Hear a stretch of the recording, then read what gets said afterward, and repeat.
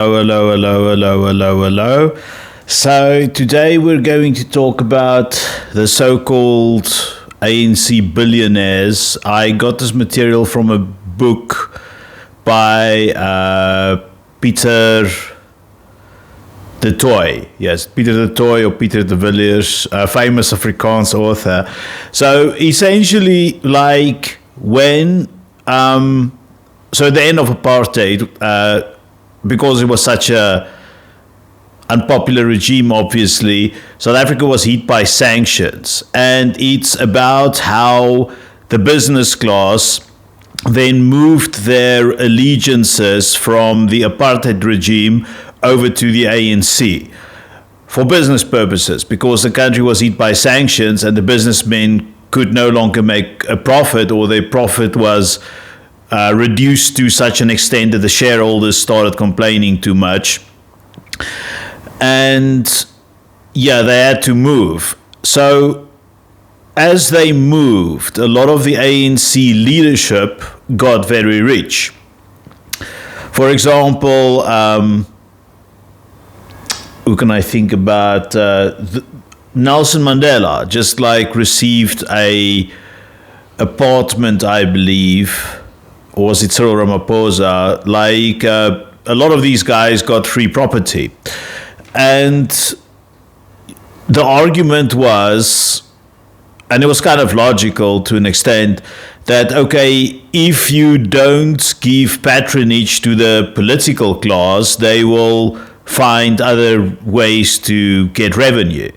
And to be fair, it's not just a South African phenomenon. It's like you find it globally. Like, for example, okay, it's a bit different, but like these political machines that you find in the US, where there's this massive patronage towards this politician, like that guy in the TV series Ozark, that super corrupt guy that lives across the lake in this villa, people like that. But globally, in South Africa, to be fair, it is more. There's more corruption, and like it started, I think, partially with the effect that the business world weren't ethical and the political world weren't ethical either. So let's dive into it, shall we? So it's not just about money, it's about power, betrayal, and a strange form of alliances that shaped modern South Africa. At the center, a historic dance between business titans, liberation heroes, spies, visionaries, and a couple of businessmen in safari suits. So let's get to the winds of change. The winds of change was a speech by, who was it, like Harold Macmillan or someone, who basically said that, you know, apartheid is over. You need to, you know, in the early 60s, all of these like African countries gained independence, like Ghana, 1962 or something. And it started in Ghana and then it just spread within a year. All the British and French colonies were independent, with the exception of Zimbabwe and South Africa, South Africa in particular. And at that stage, Europe was becoming, you know, the 40s, the 50s, Europe was becoming quite liberal.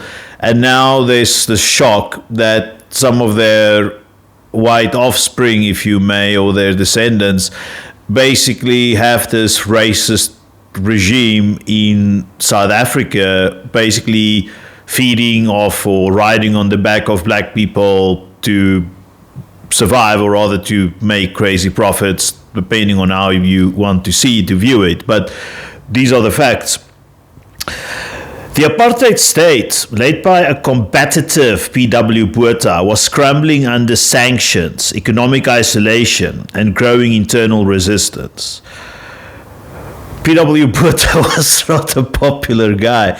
Like in Afrikaans, we call P.W. Botha die groot krokodil, which means the big crocodile, because he was this he was a very hard man. He was very smart, sly, maybe like petty, vindictive, stubborn, all of these things combined. He still has strategic vision, but apparently there's theories about why he changed, and I'll get to that. So South Africa became isolated, and there was like growing internal resistance. The previous president before him, John Foster, didn't face as much, but then all of this started falling on the fallout started to fall on the shoulders of P.W. Botha, and he had to try to fix it. Michael Spicer from the Anglo-American Corporation and Gavin Reilly were among the first to feel it. Anglo, the mining giant, had long dominated South Africa's gold and diamond wealth, but it knew change was coming. Even Jacques de Beer, an executive at Anglo, sensed the future couldn't be postponed. Tony Bloom, head at Premier Mining, and Peter Serrar from the South African Foundation joined forces in pushing for dialogue. They feared South Africa's deep structural issues, inequality, cheap migrant labor, and the state-backed monopoly economy would soon explode. So, a lot of these, what I'm reading is like quotes from Pieter du Toit, the journalist. But and I'm going to use one right now, blue-blooded.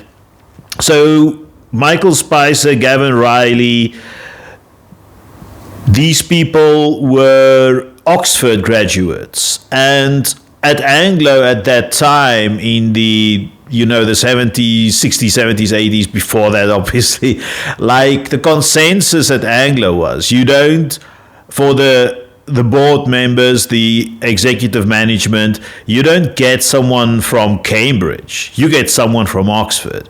That's how, pretentious they were, hence the term blue-blooded. But what's Oxford? I'm not smart, or maybe I'm smart enough, but I'm not nearly hardworking enough to ever pass something on the lines of like an Oxford quality education. But the fact of the matter is, if one steps out of Oxford with a doctorate or a master's, like, you get a certain amount of skills. And I believe at this time, this is like 1985, which is most of this like chapter. I believe Gavin Reilly was only 32, but it was like a very astute gentleman. Anglo knew it was in trouble. Like, these companies have scenario planning, and they look into the future, do the little SWOT analysis, and they figured out, like, big trouble is coming to South Africa. They had the so-called the high road and the low road scenarios, and they realized, we need to find a way out. And then one of the most pleasant or most plausible outcome or scenarios would be to engage with elements of Black South Africa, like the leadership of the ANC, moderate elements in the ANC, moderate elements in ZAPU, and try to deal with them and see if you can get a consensus about like how the country could reform. In the beginning, it wasn't clear if there will just be a reform. For example, South Africa becomes a federation that's half white, half black, or whether it will be a full democratic transition. They didn't know that yet at that stage in 1985. That's why there was like so much panic, so much panic on the white side, so much paranoia on the black side, because people they didn't know where they would be next year, never mind in 10 years' time. So that was the thing. And a big problem of these business companies is that basically they knew this, they made a lot of money from cheap migrant labor. So black South Africans would migrate from the rural areas in South Africa. That's why South Africa is no longer a rural country. It's a city, it's an urban country. These black South Africans migrated and they became cheap labor. That's why a lot of South African companies became so wealthy. Because those of you who are business people will know, like maybe 30% of your expenditure is payroll, if not more.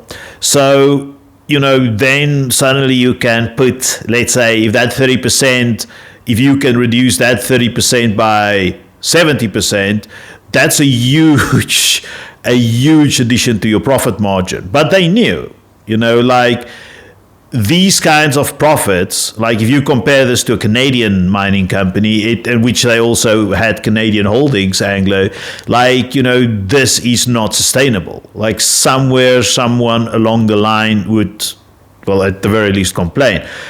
And then basically the state-backed monopoly system. So this is kind of like, a lot of people don't know it, but South Africa apartheid state used to be a socialist state. It had more than all the characteristics of a socialist state. The state owned most of the means of production. The railways, communication, water, electricity generation, banks, chemical companies, like the postal services, like many things. And the problem is, as long, I'm like a bit of a capitalist, but I'm also a bit of a socialist. I believe like in the Nordic model, there still has to be incentive. In any business venture, there should be incentive. So once the state becomes over-involved, like it was in apartheid South Africa, there's no like escaping it. There's going to be inefficiencies, if not downright incompetence. Inefficiencies and incompetence cost a business a lot of money, and then, well, the state subsidizes it, or either, like, best case scenario, the company breaks even, where the company should have, like, by definition, the company should have made a profit and given that money to the state to, let's say, run social welfare programs. The opposite is now true. The state basically is giving the company money to operate. Unsustainable. Like we have it in South Africa right now under the ANC, is specifically for the airways, and it's a clusterfuck, a cluster mess. So they set up a meeting. Business meets the ANC in secret. In London, Lusaka, and even the Mfuwe Game Lodge in Zambia, strange meetings were taking place. Businessmen in suits sat down with exiles, and basically the business people, they thought it would be informal. So the business people were wearing safari suits, like the short pants, khaki color clothes, very tacky. My dad used to wear those, and when he was not working, obviously, and the ANC exiles, or the members of the ANC present, they were wearing business suits. So the ANC members were taking that meeting very seriously. Oliver Tambo, Thabo Mbeki, Mac Maharaj, and Chris Hani were part of the ANC's top leadership. They had spent years underground or in exile, trying to bring down apartheid. Some believed in Marxism-Leninism, inspired by Cuba and the Soviet Union. But by the late 1980s, the Soviet Union was collapsing. The ANC's economic ideas were frankly fossilized. Basically, yeah, so the ANC is a very old organization. I think they started in 1912 or something. And they obviously, when was the Russian Revolution? 1910 or something. But essentially, 1919 maybe. Essentially, the Soviet Union was never going to work. As I said earlier, incentives. Like if you don't have an incentive to wake up early and work overtime, you're not going to do it. Of course you're not going to do it. Why should you work extra if you can spend like more time with your children? No one will do that. Nobody. And the Soviet Union was like that. And they collapsed because they were inefficient. So, for example, I read the story in an economics textbook where the farmers on these collective potato farms, they were supposed to plow the farms, the fields, the potato fields, a certain depth. And like after a while, like obviously when you do that, like there's more resistance against the tractor and it takes longer. And the workers didn't want that. They just wanted to go back home as soon as possible, you know. So what they did, or hit quota as soon as possible. So what they did is they would like lift the plow, okay, like maybe half a meter or whatever. They would lift the plow up. So then there's less resistance. The plow, the tractor could work faster and they hit quota quicker. However, the government obviously figured this out after a while, like when they had bad potato harvests, and then the government sent inspectors. So the inspectors' job was then to see if these, like, what do you call it, furrows or things were deep enough to plant potatoes. However, the inspectors were also lazy. And like they, not lazy. The residents of the Soviet Union weren't lazy. They just didn't want to work extra for no incentive. So what the inspectors would do to also get home, well, as early as possible, they didn't want to work overtime, is they would drive to a field, like get out and only measure the areas closest to their car, the edge of the field basically. The farmers noticed this. And then what the farmers would do is they would make the edges of the farm or the field, the edges of the field they would plow deeply. And then the inner part of the field was still shallow. And they couldn't, the Soviet Union couldn't get, and this is just one example, potato farming. You know, not even potato farming, just one stage of potato farming. Obviously, this ricocheted into all areas of any kind of production. So the ANC was hunting or modulating a model that wasn't sustainable. So Kenneth Kaunda of Zambia had long-standing ties with the Oppenheimer family. The business elite, English and Afrikaans, began to see the ANC not as terrorists, but as potential partners. So Kenneth Kaunda basically, you know, these guys needed a place. Zambia became the meeting place. And Kenneth Kaunda knew the Oppenheimers because of mining. And, well, yeah, if you're the president, if you're a strongman president in Africa, you obviously know the business people doing business there. So, but they had a good relationship. Kenneth Kaunda had a good relationship with many people. So, and including actually apartheid South Africa. He wasn't like overly combative, like he was interested in making deals, or in at least in listening. So he facilitated this, and then this petri dish became a possibility for negotiations. Next up, the world collides. South Africa was at the crossroads. The apartheid economy, dependent on sanctions, cheap black labor, and state-run enterprises like Escor, that was the metal guys, AECI, that was chemicals, and Union Steel, which was obviously steel, was breaking down. The Freedom Charter of 1955 promised nationalization and equality, but this scared the life out of investors. Even Harry Oppenheimer and Anton Rupert worried about the ANC's ideas. And the ANC wasn't ready for capitalism either, until Thabo Mbeki. Mbeki, educated at Sussex University, traveled the world. He met thinkers, economists, and Western leaders.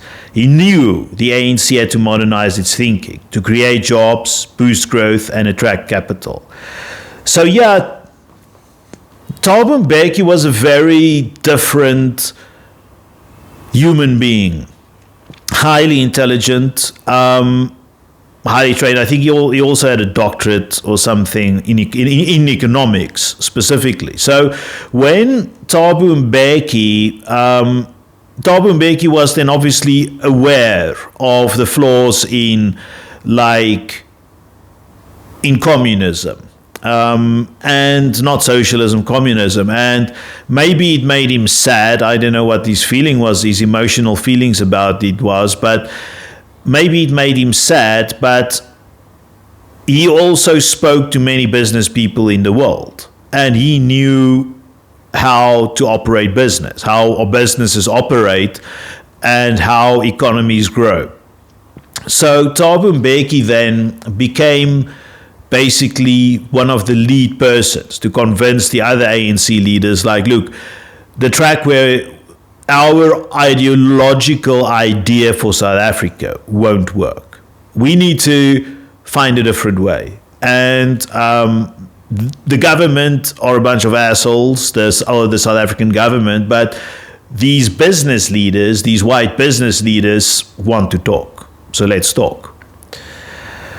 But there was a crisis point in 1985.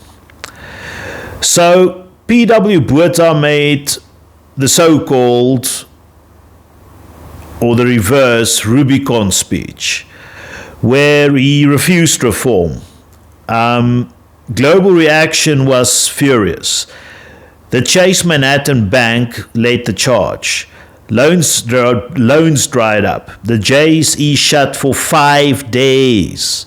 The rand collapsed, and South Africans were officially a pariah state. Anglo took the lead. Martin Kingston, Doug Band from Gallo, and Spicer began organizing scenarios, imagining South Africa's high road versus the low road. Would there be war, revolution, or a coup? Companies like Ford, Barclays, and SA Breweries feared losing everything. They started plotting a peaceful transfer of power, not for justice, but to protect the economy.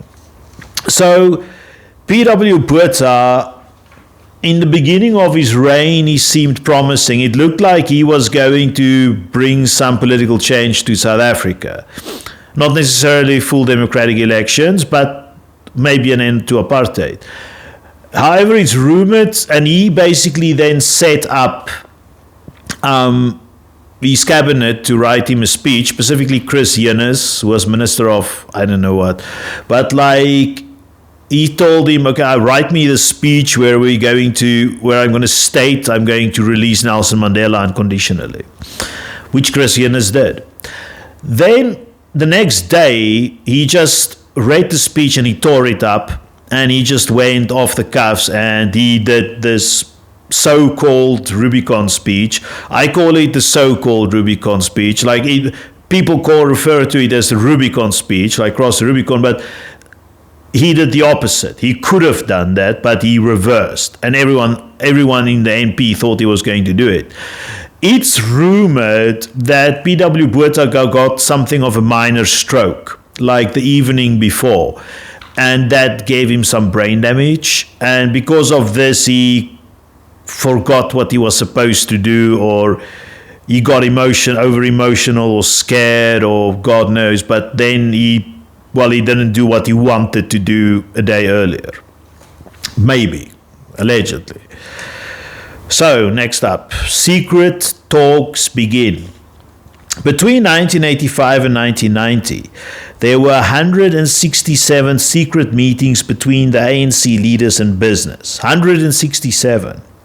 Names like Joel Netshitenzi, Titu Mboweni, Carter Asmal, and Trevor Manuel emerged as technocrats.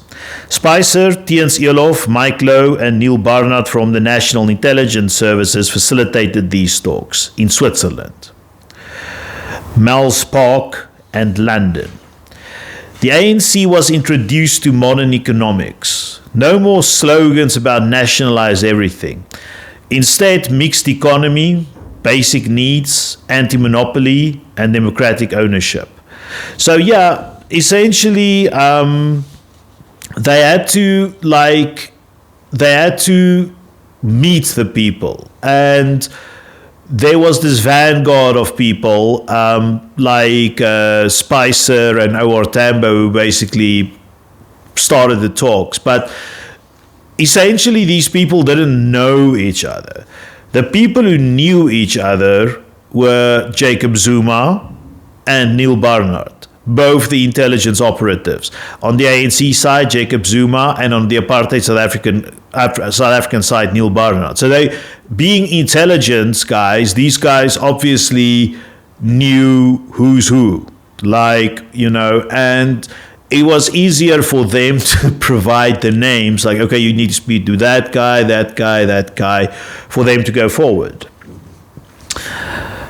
But there was local resistance. Meanwhile, inside South Africa, resistance grew violent. The UDF, Fosatu, Jay Naidu, Sidney Mafumadi led strikes, boycotts, and protests. The 3 September 1984 Sharpeville the 5 Rand rent protests, they lifted the rent by 5 Rand, which today is nothing, but back then it was maybe quite a bit of money if you're that poor. And it's usually that spark, like people don't understand, like I was in Chile and they increased the metro price by close to nothing, a couple of cents, but that triggered people and they just started a mass uprising. So this can trigger people, and it unfortunately it led to a massacre. And the security police got involved. There was a lot of consumer boycotts. This was a big weapon that the black population had against apartheid, the apartheid government. It's just consumer boycotts. You just don't buy their stuff. That works. But also in this time, unfortunately, the ANC practiced not a torture method, a torture death method called necklacing, where you basically put a plastic or a rubber tire across someone's shoulders, you douse them with petrol, and you set them alight, then they burn to death very, very awfully. I shouldn't talk about this, but you should check out a photo of how it looks after someone has been necklaced. The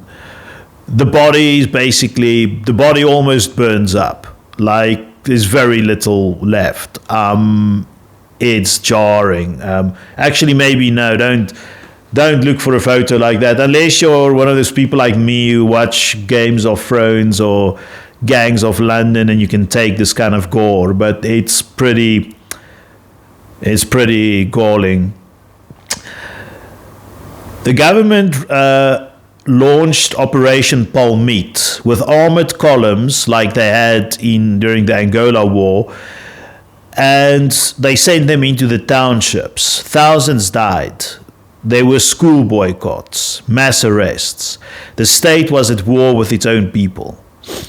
The South African Broederbond, police, army, and media spread fear about the rooi gevaar of Soviet tanks in Pretoria.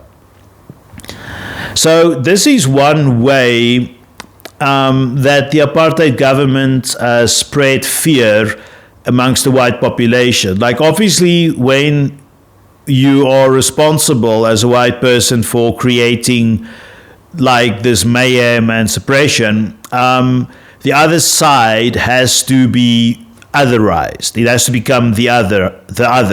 That's the only way you can commit, any person can commit a crime against someone else, especially murder and what have you.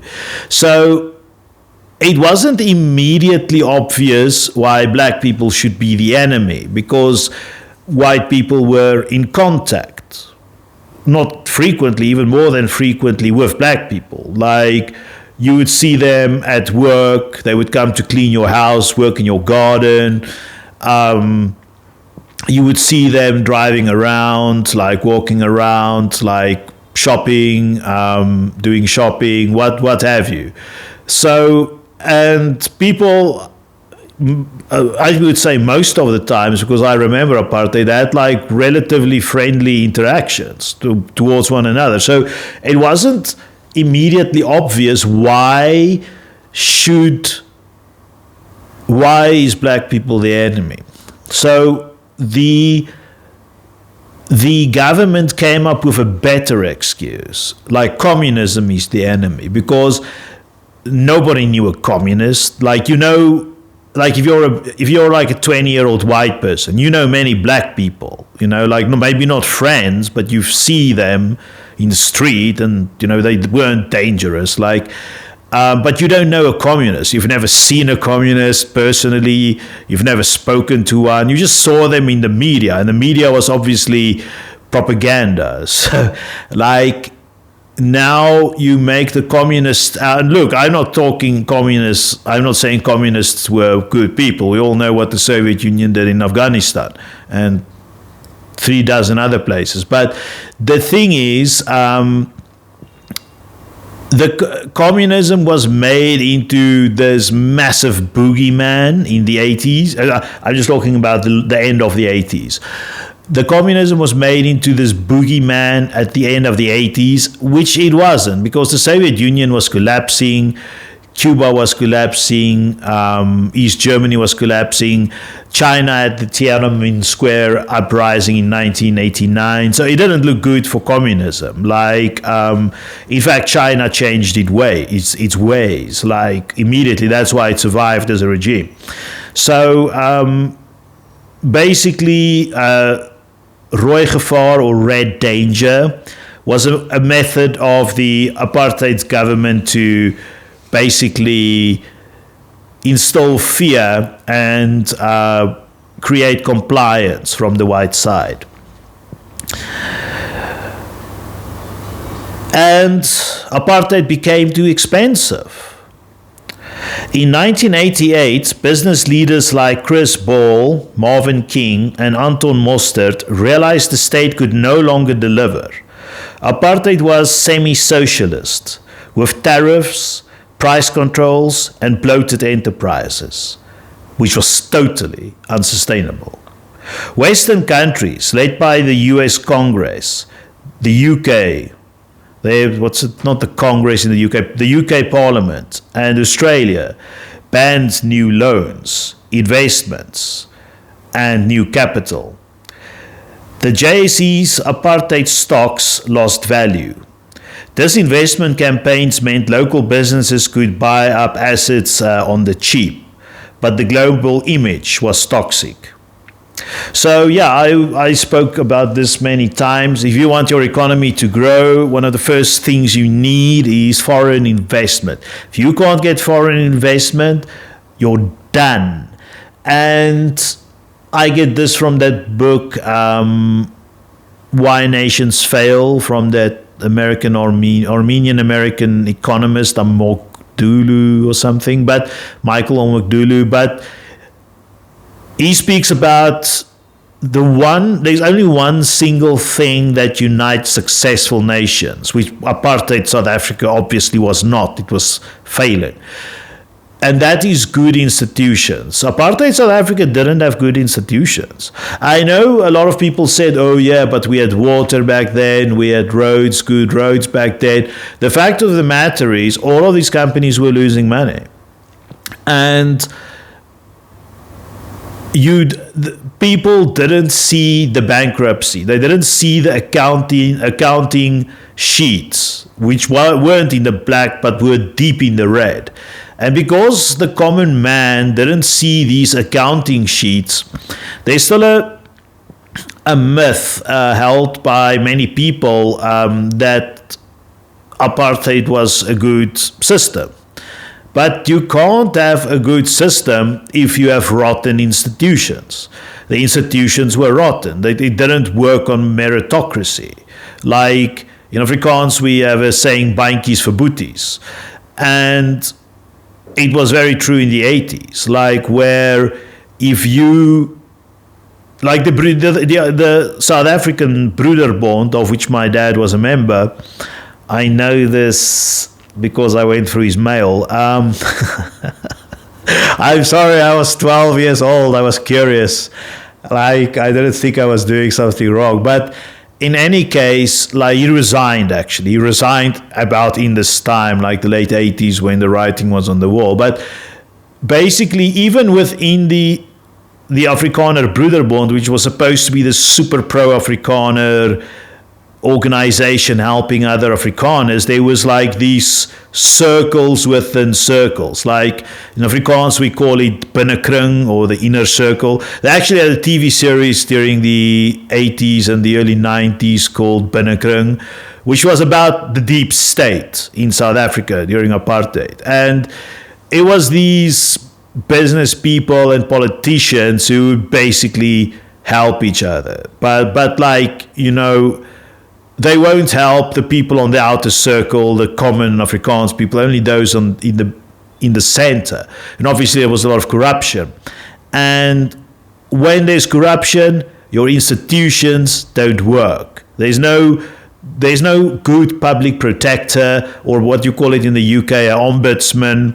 And there's no good free press. There's no good, there's no police to police the police. There's no police to police. Yeah, that's correct. There's no police to police the police. So it's a mess. And people they tend to forget that. And because these institutions apartheid had were so corrupt, the state became unsustainable, especially during the latter stage.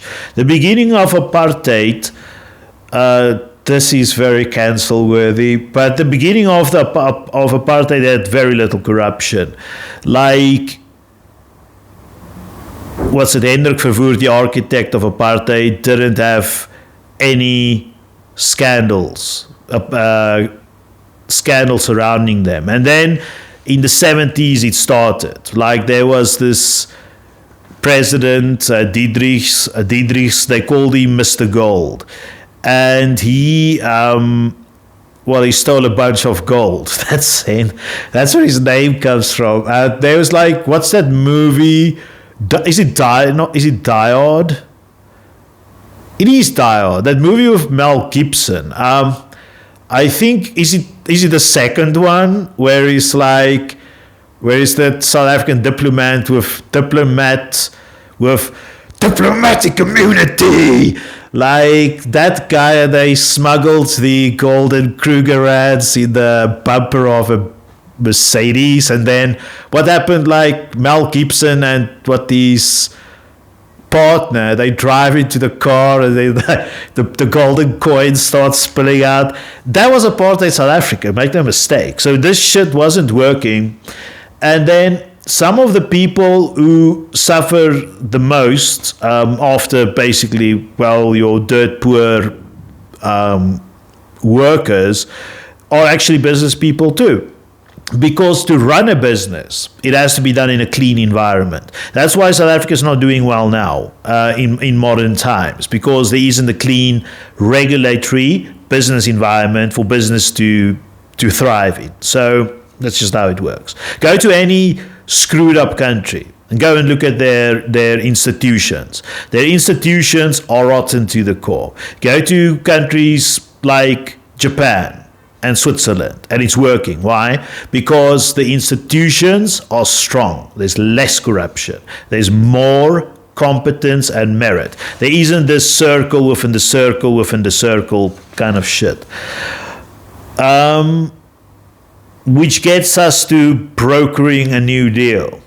The ANC was unbanned in 1990. Mandela, Sisulu, Albertina Sisulu, and Kachalia returned home. CBM, Consultative Business Movement, brought business and ANC together. Introductions were made. Trust was built. Businesses saw a democratic ANC could govern. But not everyone agreed. The SACP, led by Joe Slovo, Chris Hani, and Ben Turok, wanted democratic socialism. Yet even they accepted that the Soviet model didn't fit South Africa's reality. So yeah, this is one thing that the ANC or even the South African Communist Party figured out in the end of apartheid. Like the Soviet Union is a European state. Or I know there's like the Central Asian countries like Uzbekistan was part of it, but the population was still mostly Russian, 50% Russian, and Russians kind of come from Europe. So they have a European culture, and culture determines a lot of economics. Not everything economics is economics. What works in country A, the fundamentals remain the same. Economics 101 remains the same. But like South Africa, for example, it's like an African country. It was a colonized country. Russia was never colonized. So obviously a system that worked in Russia would never work in South Africa. You have to come up with a new economic system. Thabo Mbeki, pragmatic and visionary, said no to nationalizing mines. He understood investment, capital, and profit. He saw freedom without jobs meant nothing. So we will continue, and in the end, I will tell you how people like Cyril Ramaphosa, Tokyo Sequale, and Patrice Motsepe entered mining, banking, and telecoms, and how Anglo, Sanlam, and Rembrandt became their partners. But not right now. I've run out of time. Too much talking. Thank you very much. Have a nice day. Bye-bye.